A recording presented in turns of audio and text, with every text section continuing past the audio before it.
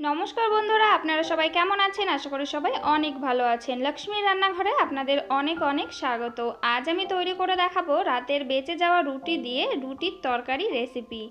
যখন রুটি খাওয়ার জন্য কিছুই থাকবে না বা রুটি যদি অনেক বেঁচে যায়, তখন কিন্তু আপনারা এই রুটির তরকারিটা করে দেখতে পারেন। এটা খেতে কিন্তু দুর্দান্ত লাগে। আর এই রুটির তরকারিটা আপনারা রাতের ডিনারে বা সকালের ব্রেকফাস্টেও কিন্তু তৈরি করে খেতে পারেন। এটা খেতে অনেক টেস্টি লাগে।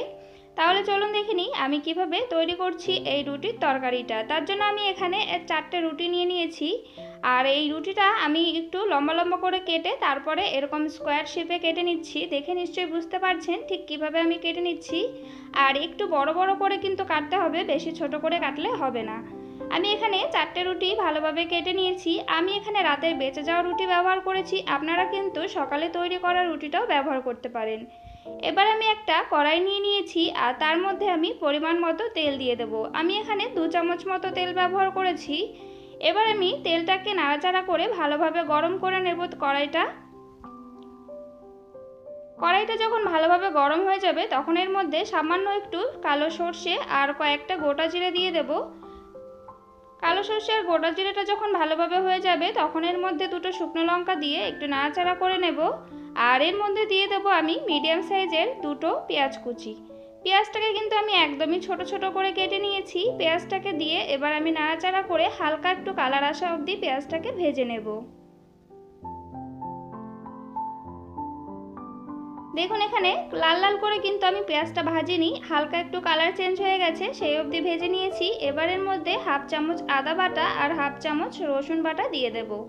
এবার আমি আদা রসুনটাকে ততক্ষণ অবধি কষিয়ে নেব যতক্ষণ না আদা রসুনের কাঁচা গন্ধটা পুরোপুরিভাবে চলে যাচ্ছে।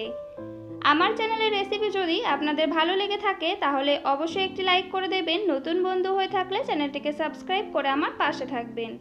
2 থেকে 3 মিনিট আমি ভালোভাবে আদা রসুনটাকে নাড়াচাড়া করে নিয়েছি। আদা রসুনের কাঁচা গন্ধটা পুরোপুরি চলে গেছে। এই পর্যায়ে আমি এখানে বড় সাইজের একটা টমেটোর অর্ধেকটা এখানে দিয়ে দিচ্ছি আর 2 থেকে 3টে কাঁচা লঙ্কা চেরা দিয়ে দিলাম। এবার এর মধ্যে দিয়ে দেব আমি স্বাদ মতো লবণ। লবণটা কিন্তু অবশ্যই বুঝে ব্যবহার করতে হবে, যেহেতু রুটিতেও কিন্তু লবণ থাকে, তো সেই বুঝেই কিন্তু এখানে লবণের পরিমাণটা দিয়ে দেবেন। এবার এর মধ্যে হাফ চা চামচ মতো হলুদ দিয়ে দেব আর ঝালের জন্য এখানে 1 চামচ লাল লঙ্কার গুঁড়ি দিয়ে দেব আর হাফ চামচ দিয়ে দেব জিরে গুঁড়ি। এবার আমি সামান্য পরিমাণে জল দিয়ে মশলাটা আমি ততক্ষণ কষিয়ে নেব যতক্ষণ না টমেটোটা ভালোভাবে গলে যাচ্ছে আর মশলা থেকে তেল ছেড়ে যাচ্ছে, ততক্ষণ অবধি কিন্তু ভালোভাবে কষিয়ে নিতে হবে। আমি এখানে ঢাকা দিয়ে দিচ্ছি 2 মিনিটের জন্য, যাতে এখানে টমেটোটা খুব তাড়াতাড়ি গলে যায়। দেখুন আমি এখানে 2 মিনিট ভালোভাবে ঢাকা দিয়ে দিয়েছিলাম আর মাঝখানে কিন্তু একবার ঢাকাটা তুলে একটু নাড়াচাড়া করে নিয়েছিলাম। তো এখানে কিন্তু মশলাটা আমার ভালোভাবে কষানো হয়ে গেছে আর টমেটোটাও কিন্তু ভালোভাবে গলে গেছে। একটুখানি মশলাটাকে আর একটু নাড়াচাড়া করে নিয়ে এর মধ্যে দিয়ে দেবো আমি পরিমাণ মতো জল। আমি যেহেতু একটু গ্রেভি রাখবো না, একটু শুকনো শুকনো তৈরি করব, তার জন্য এখানে জলের পরিমাণটা একটু কম দিলাম। আপনারা যদি একটু গ্রেভি রাখতে চান তাহলে কিন্তু জলের পরিমাণটা একটু বাড়িয়ে দেবেন। রুটিটা দিলে কিন্তু এই ঝোলটা একদমই টেনে যাবে। এবার আমি এটাকে 2 থেকে 3 মিনিট একটু ফুটতে দেবো। যখন ভালোভাবে ঝোলটা ফুটে যাবে তখন এর মধ্যে কেটে রাখা রুটিগুলোকে দিয়ে দিতে হবে। রুটিগুলোকে দিয়ে আলতো হাতে একটু ভালোভাবে নাড়াচাড়া করে নিতে হবে।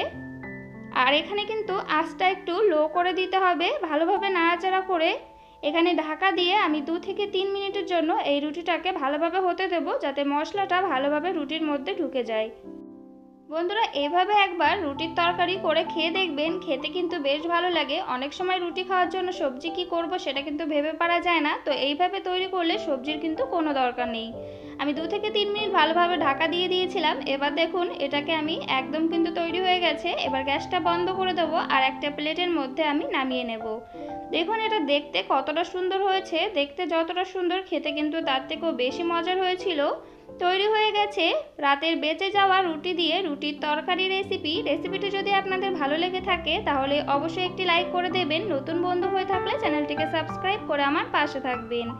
বাড়িতে এইভাবে একবার হলেও তৈরি করে খেয়ে দেখবেন, খেতে কিন্তু খুবই ভালো লাগে। তাহলে আজ এই পর্যন্ত। ভালো থাকবেন, সুস্থ থাকবেন, আবার চলে আসবো অন্য কোনো রেসিপির সঙ্গে। ততক্ষণে সবাই সাবধানে থাকবেন।